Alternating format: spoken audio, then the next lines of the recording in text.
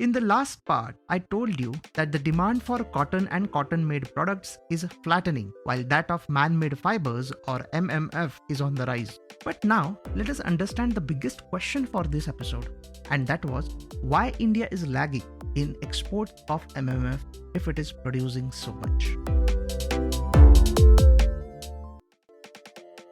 This is episode number 41 of MSME Talk on status of man-made fiber industry in India. Welcome back to MSME Talk podcast for micro, small, medium enterprise businesses and startups. MSME Talk bring value addition guidance, products, services, industry experts and information to scale up and build unshakable, long-lasting business. So please don't miss to hit follow or subscribe button. Also, do sign up for newsletter for more information and update. Link given in description. Ever wondered what's the connection between your favorite t-shirt and a tank full of petrol? Chemically, they are kind of cousins. But why are we discussing it today? For that, continue listening to this brand new episode of MSME Talk podcast. I am Swapnil Karkare, today's host and an in-house economist and researcher at MSME Talk. Remember the first part on the textile industry a few weeks ago? We talked about the structure and challenges within the industry. And as promised in that episode, today we will be focusing on a key area where India has a significant potential for growth, man-made fibers or MMF. But before that, a small reminder to subscribe to our newsletter. The link is in the description. In the last part, I told you that the demand for cotton and cotton-made products is flattening, while that of man-made fibers or MMF is on the rise. So let's talk numbers. Year 2022, close to 116 million tons of fiber was produced globally. Here's the breakdown. 65% was synthetic fiber. Think polyester and nylon. 6% man-made cellulosic fiber. That's complicated name for fibers like viscose and acetate. Then plant-based fibers accounted for 27% of total production. That includes cotton, flax and hemp, and less than 2% animal fibers like wool, silk, etc. So, synthetic fiber plus man-made cellulosic fiber is equal to man-made fibers or MMF, which is today's topic. And plant-based plus animal-based fibers are called natural fibers. That's how we classify fibers. I hope that was easy to understand. So let's start the discussion on MMF. MMF production in 2022 was more than 80 million tons, which is around 71 to 72% of global fiber production, while natural fibers accounted for less than 30%. So the final score in MMF versus natural fibers production is 72:28. But India is a completely different playground. Here, the ratio is 40:60. That means lesser MMF than the global average. But here's another thing. India is the second largest MMF industry in the entire world after China. And in exports, we rank 6th. So here's an interesting question. Why India lags in exports if it is good at producing it? For that, we have to dig a little deeper. Understanding MMF involves understanding polyester, nylon, and viscose. Why? Because polyester accounts for 54% of global fiber production, the beast in the textile industry as you may call, while nylon and viscose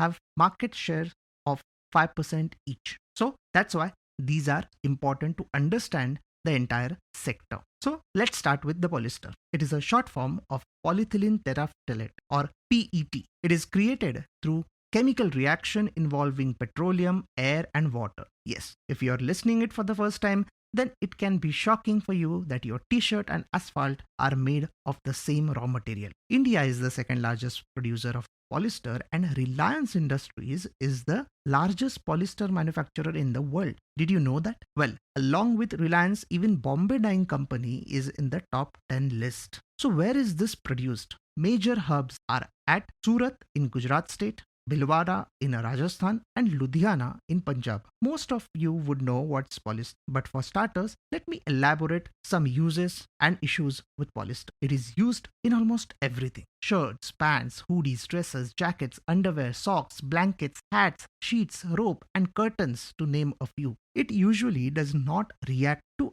any weather related things, and that's why it is widely used for outdoor use. The other good part is that it can be blended with cotton, which actually makes it more durable. But the biggest problem is environmental degradation. According to a study, a polyester shirt produces around 5.5 kgs of carbon emissions compared to 4.3 kgs for a cotton shirt. And at the end of the product life cycle, almost everything either gets burned or dumped in landfill. Hardly 1% of it is recycled. There are efforts to recycle it, but the investments are currently low. This we are talking about at the global level. Now let's move on to nylon. Actually, we call it by this trade name. But do you know the chemical name of it? It is called polyamide. It is shiny, elastic, has moisture resistance, can sustain higher temperatures, and also has good electrical insulation. You must have seen it in your swimsuits or sportswear. It is also used in industries, say in electronic items, automotive parts, ropes, or conveyor belts. Again, China leads in the world, but India too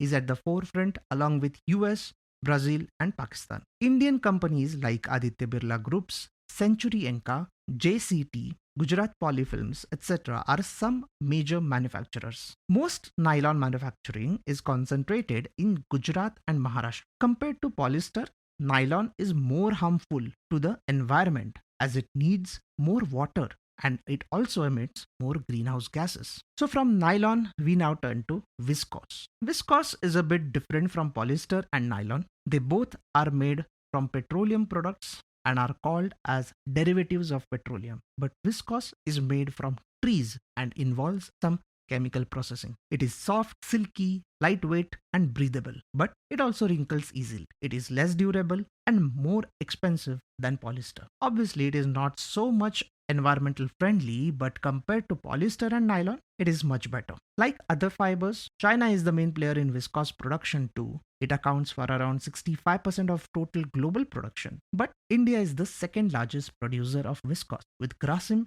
as the leading producer in it. Coimbatore and Bhilwara are top viscose centers in India. So overall, polyester, nylon, and viscose are the three main types in MMFs. In general, for consumers, cotton and viscose are relatively better in terms of quality. When we are talking about, say, casual clothing, it is also less harmful to the environment. In general, textile processing is not that eco-friendly, but these two are better than others. However, they are costlier. Plus, if there is any specific use case like sports, then probably nylon or polyester are better option. From manufacturer's point of view, synthetics like polyester and nylon are cheaper. They do not rely on governments or monsoon support like cotton. But does that mean cottons are disliked by businesses? No, we have seen many brands marketing their pure cotton or pure linen clothing and charging premiums for such products. So for a business person, a lot depends on the target market. But now let us understand the biggest question for this episode, and that was why India is lagging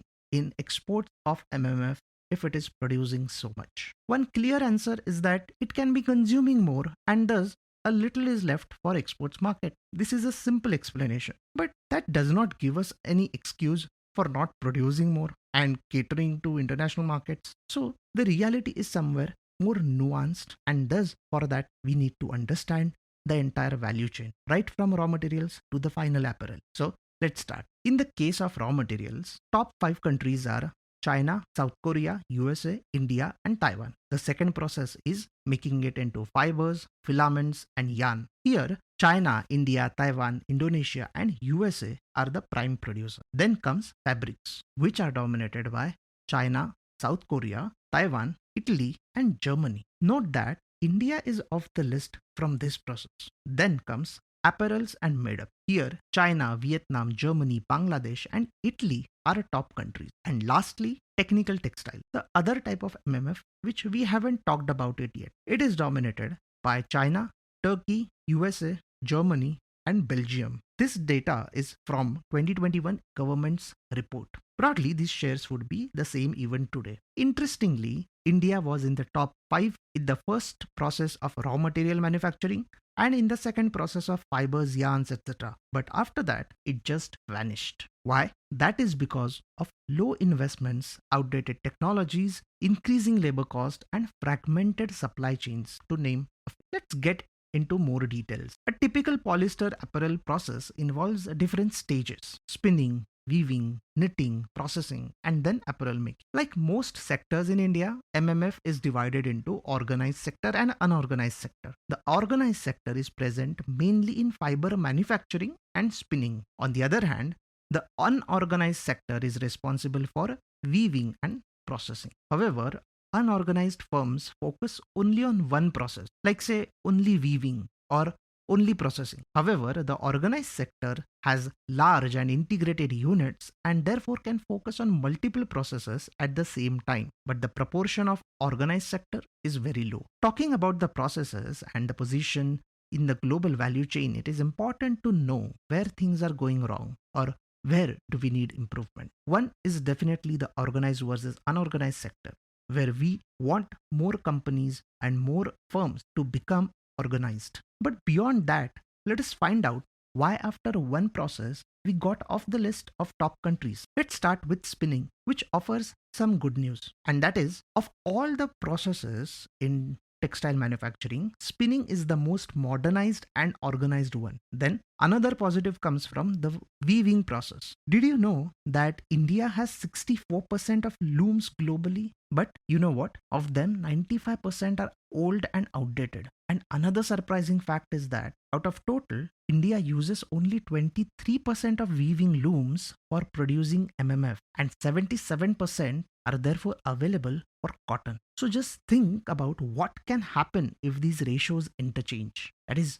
more looms for MMF. That would improve the MMF output, but yes, they need to be upgraded too. Then let's talk about the weakest link in the process, which is the processing. Processing involves bleaching, sizing, desizing, etc. 90% of such factories are SME units, which is small and medium enterprises units. Most of them do job work, and that too in a fragmented nature. It lacks manpower, it lacks skilled manpower, upgraded technologies, and better quality and compliance. Due to all these challenges, the product quality gets hampered. Therefore, most unorganized segment firms that do not have advanced technologies cater to the price-sensitive domestic market. They have to therefore let go of the excess returns from exports. Organized players, on the other hand, cater to the export market. And as discussed previously, in this and even in the earlier episode, the organized segment is less, not only in MMF, but in overall textile sector. All these factors culminate and become obstacles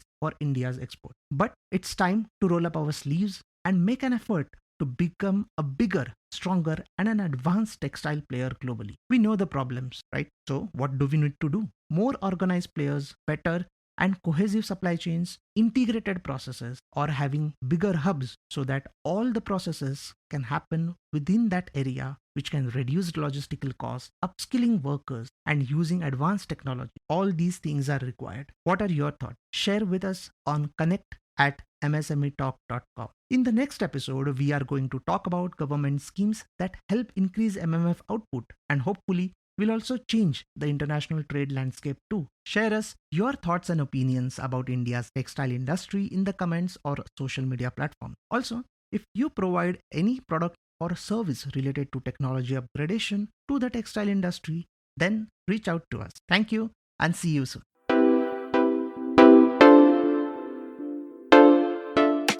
Hey, if you like the information shared on the podcast, why don't you give some good reviews to us on Apple or Spotify? Through this episode, I hope you would have got some answers to your queries and guidance for way forward. Do share your learnings from the episode, your feedbacks and suggestions. If you are an entrepreneur and have questions from experts or any particular topic or profile of expert you want to hear, or if you are an industry expert with MSME as a target audience, do reach out to us. Our link is given in description. And at last, please do subscribe for MSME Talk podcast and don't forget to share the podcast link with your friends, family and network. Take care. Goodbye.